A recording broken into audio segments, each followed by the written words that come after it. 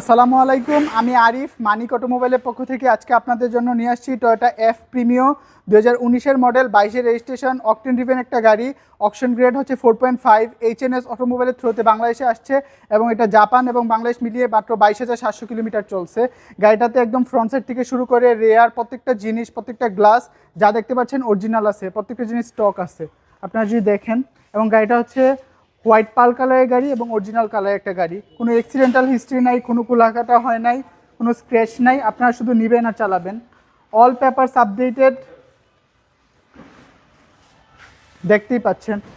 আপনারা as like brand new গাড়ি পেয়ে যাচ্ছেন 7-8 লাখ টাকা কমে। এটা আপনারা পেয়ে যাবেন মানিক অটোমোবাইলে।